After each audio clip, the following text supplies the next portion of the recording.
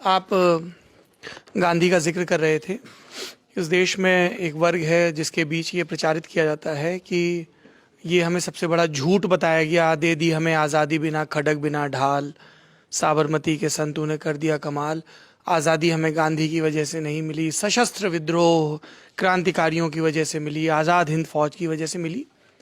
अब इस व्याख्या में जो सबसे बड़ी प्रॉब्लम मुझे दिखती है, तो कई प्रॉब्लम्स, वो ये है कि हम हमेशा किसी एक को नायक बनाने के लिए दूसरे को खलनायक बनाने पर उतारू रहते हैं।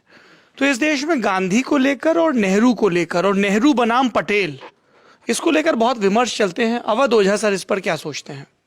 व्यक्तित्व तो पार्टियों के सिंबल है। वैसे तो हमारे मोदी जी भी चरखा चलाते हैं गांधी जी के नाम पे कि भाई वो भी गांधी जी के रास्ते पे चलना चाहते हैं। और जिस दिन अब ये कंट्री दोबारा इकोनॉमिक पावर बनेगी तो गांधी जी की वजह से ही बनेगी। कॉटन चेन रिएक्शन, जब तक वो रिएक्शन दोबारा जिंदा नहीं होगा ये कंट्री इकोनॉमिक पावर नहीं बन पाएगी। तो चूंकि ज्यादातर ज्ञान आज के समय में लोग व्हाट्सएप से ले रहे हैं, फेसबुक से ले रहे हैं, किताब नहीं पढ़ते। ये वजह है लोगों के मन में ये भाव पैदा होने की, क्योंकि उनका जो नरेटिव है वो किसी का दिया हुआ है। उन्होंने किताबें नहीं पढ़ी, और किताबें भी स्टैंडर्ड पब्लिकेशन की होती हैं और लोकल पब्लिकेशन की होती हैं। तो हमें पहली बात तो ये ध्यान रखना होता है कि भैया किताब किस पब्लिकेशन की, किसने लिखा है। गांधी जी 1920 में जब इंडिया में नॉन कोऑपरेशन मूवमेंट शुरू करने की सोचते हैं तो ब्रिटिश पार्लियामेंट की कमेटी रिपोर्ट भेजती है कि कुछ नहीं कर पाएंगे Gandhi. 80% people are illiterate, suffering from poverty, कोई नहीं आएगा आंदोलन में। प्राइजी काउंसिल वो रिपोर्ट भेजती है कि अरे कोई नहीं आएगा। 80% लोग हैं इलिटरेट, गरीब हैं।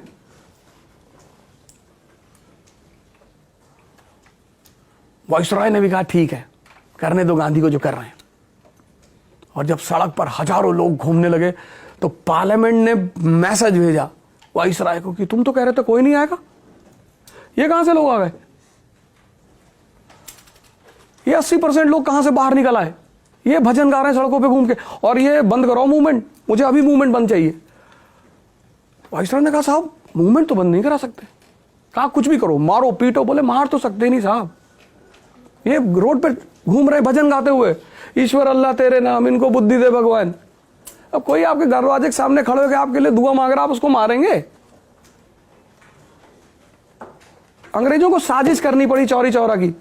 दो पुलिस स्टेशन जलाया गया, जल गया पुलिस स्टेशन, 22 पुलिस वाले मर गए, सरकार पर हमला हो गया। अब सरकार रिटेलिएट करेगी, अब मारेगी आंदोलनकारियों को। लेकिन इससे पहले कि सरकार आंदोलनकारियों को मारे, गांधी जी ने कहा कि end of the movement, I don't have faith in violence. आंदोलन खत्म। सरकार ने कहा कि बाबूजी एक हफ्ते के लिए फेथ रख लो। बोले है ही नहीं, कोई नहीं मार खाया इस देश में, एक आदमी नहीं मारा गया। गांधी जी को पकड़ के 6 साल के लिए जेल में डाल दिया। ये देश के लोग दिलबाग गुटखा खा के घूमने वाले, इनको क्या पता कि गांधी का मतलब क्या होता है। और उस आदमी ने क्या फॉर्मूला लगाया एनसीएम में। फॉर्मूला जीवन में एक ही है। एक दुनिया में एक शब्द है, वो शब्द जिसको समझ में आ गया उसके जीवन की 90% परेशानियां खत्म हो गई। और उस शब्द का है इंटरेस्ट। इस दुनिया में माँ बाप को छोड़कर आपके साथ जो भी दूसरा आदमी आता है वो इंटरेस्ट की वजह से आता है, उसके बिना आता ही नहीं। तो गांधी जी ने क्या किया, क्षेत्रीय आंदोलन चल रहे थे उस वक्त 1920 में, जैसे पंजाब में अकाली आंदोलन चल रहा था। तो गांधी जी ने एक फार्मूला लगाया, लोकल इश्यूज नेशनल प्लेटफॉर्म।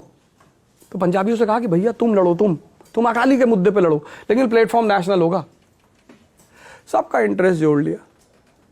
मुसलमान बैठा हुआ था किनारे कि गांधी जी हम क्या करें? कहे तुम्हारा खिलाफत, आओ, तुम्हारे कैलिफ की बेइज्जती कर रहा है ब्रिटेन, यार गाली दे रहा है। मुसलमान आ गया। 1920 जब इस देश की लिटरेसी रेट 7% थी, तब उस आदमी ने एक हाहाकार खड़ा कर दिया सड़कों पे। उस हाहाकार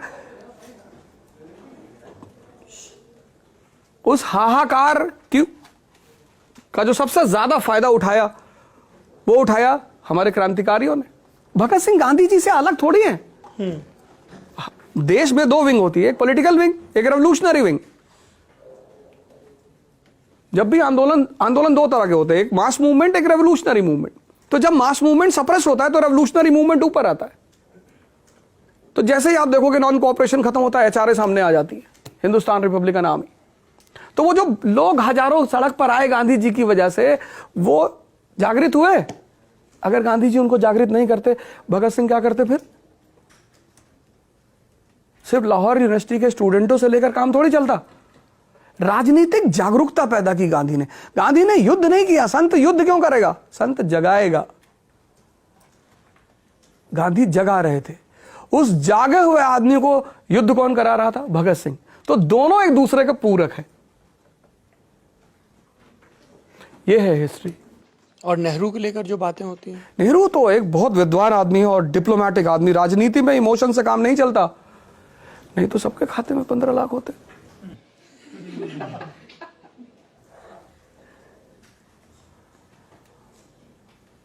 अगर ऐसा ही होता, राजनीति इमोशन को यूज करना जानती है। आम आदमी को पास कहां दिमाग अगर होता तो आम आदमी शोषित ही क्यों होता? बहुत हुई पेट्रोल डीजल की मार।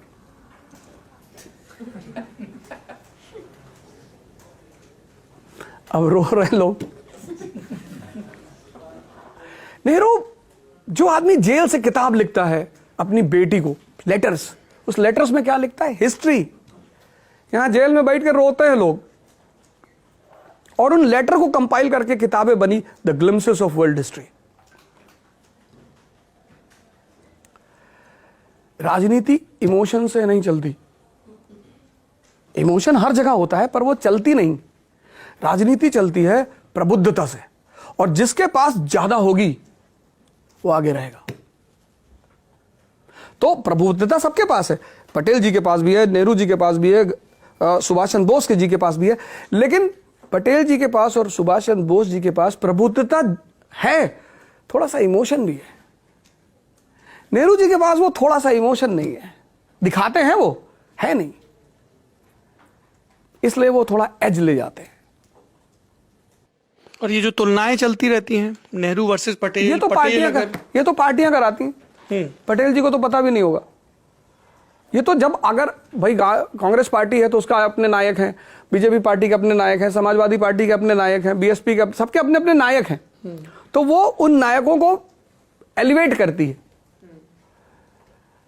तो अब जब तक नेहरू जी डिफेम नहीं होंगे तब तक कांग्रेस का जनाधार कैसे खत्म होगा?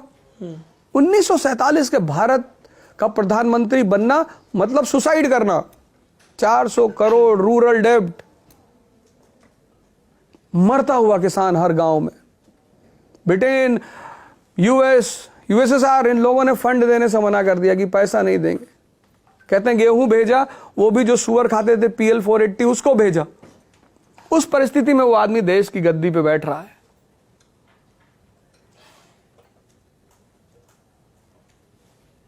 और पहला 5 ईयर प्लान चला एग्रीकल्चर को लेके। उसी वक्त वो गाना बना, मेरे देश की धरती सोना उगले उगले हीरे मोती। सोना मतलब व्हीट और राइस, मोती मतलब कपास, हीरा मतलब गन्ना, क्योंकि तराशने के बाद उसकी कीमत बढ़ जाती, उसके शीरे की कीमत होती।